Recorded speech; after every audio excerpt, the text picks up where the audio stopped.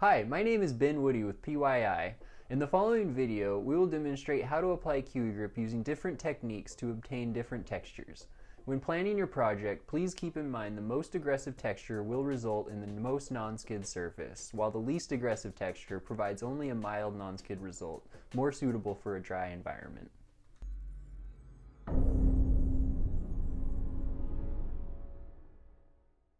In order to apply KiwiGrip, you're going to need your preferred color of KiwiGrip, the KiwiGrip roller, which comes with all KiwiGrip kits, a paintbrush, a roller handle, and a 3/8 snap non-shed roller for those fine textures. First, we're going to show you how to achieve a very aggressive texture with the KiwiGrip non-skid. It's best to choose a day that's hot and dry out in order to achieve this texture, because then the peaks will dry very prominently. When it's wet and cold out, the peaks will tend to settle with gravity and you won't achieve a very aggressive texture. Start by applying a very generous amount of KiwiGrip with a paintbrush. You can use a slapping technique in order to see how thick it's laid down.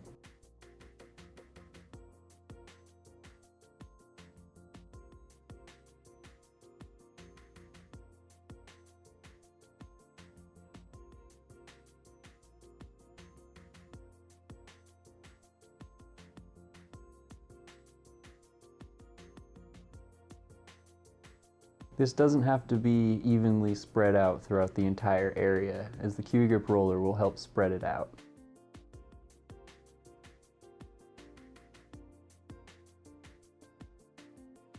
Use quite a bit of pressure when rolling it out, as this will help raise the peaks.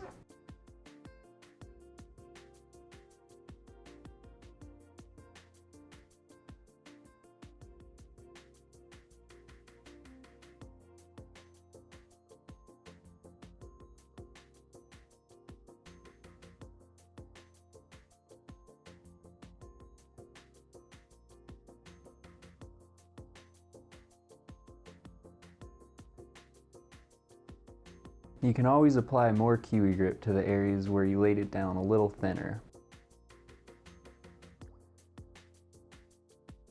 Use the slapping technique in order to see how thick it's laid down.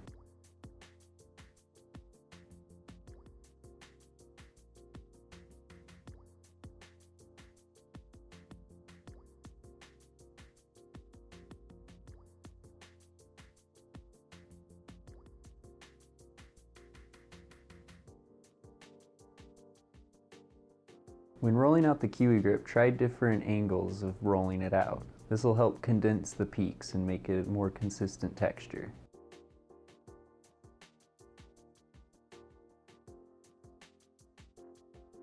Apply a very small amount of pressure on your last roll after you've gotten your desired texture in order to pop any bubbles that may have formed. This, you're only using the weight of the roller to pop any bubbles.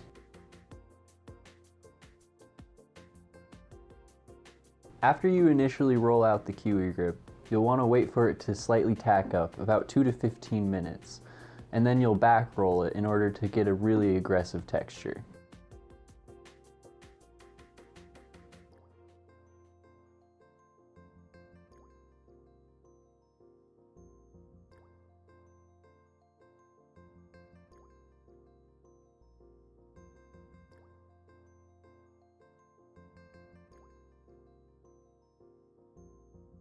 For this medium texture, you'll want to repeat all of the steps for the aggressive texture, except for the back rolling technique.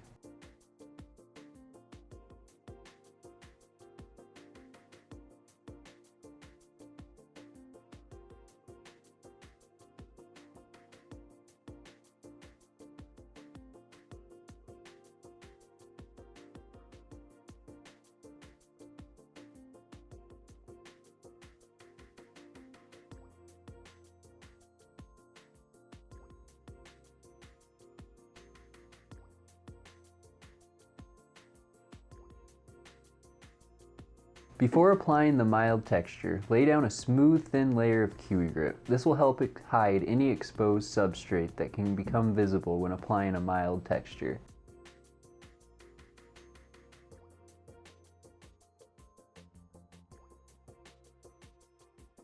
Make sure to use a 3/8 snap or foam roller, basically any kind of roller that will lay it down flat. Do not use a paintbrush for this initial layer, as it will create lines that will be visible after the textured layer is applied.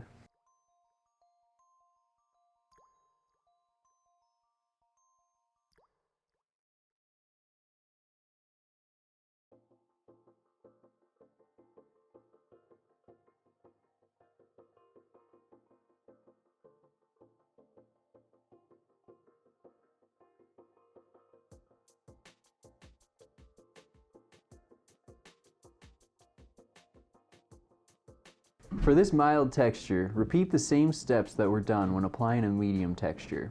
However, be sure to add 10% water to the KiwiGrip. Watering the KiwiGrip down helps to take the edge off the sharp peaks that were created when doing an aggressive or medium texture. This mild method results in a more rolling hills type texture.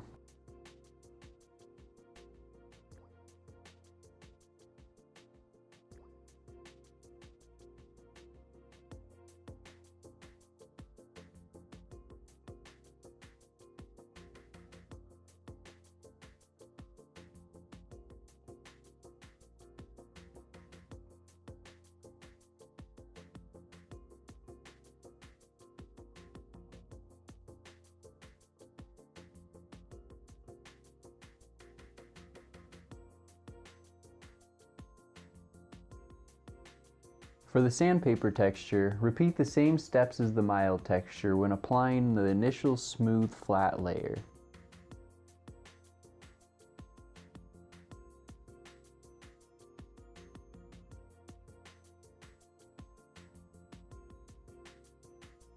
For this sandpaper-like texture, you will repeat the steps as the aggressive texture, which includes back rolling after 2 to 15 minutes, depending on the weather and the humidity. Make sure to practice on an inconspicuous part of the boat or even a piece of cardboard before trying.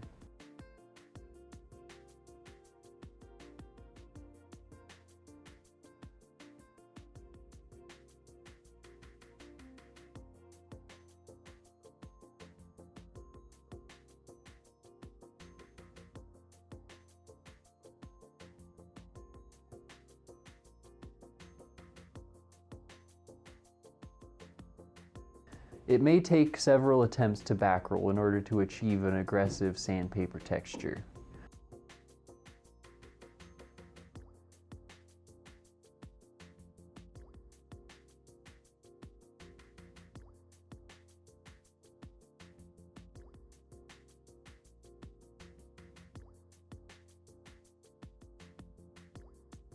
Apply a fair amount of pressure when rolling to squeeze out the excess KiwiGrip.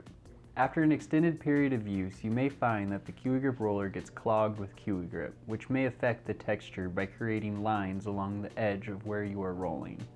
The pressure will create large amounts of KiwiGrip along the edge of the roller, which can then be spread out and re-rolled.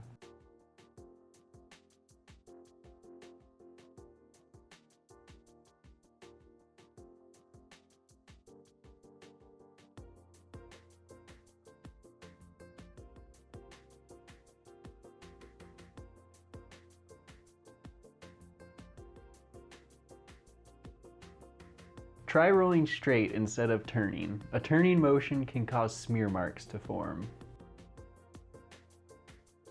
Pull the tape when the KiwiGrip is wet. This causes nice clean edges. Thanks for watching our video today on how to apply different textures of KiwiGrip. Today we went over how to apply an aggressive, a medium, a mild, and a sandpaper-like texture with different techniques.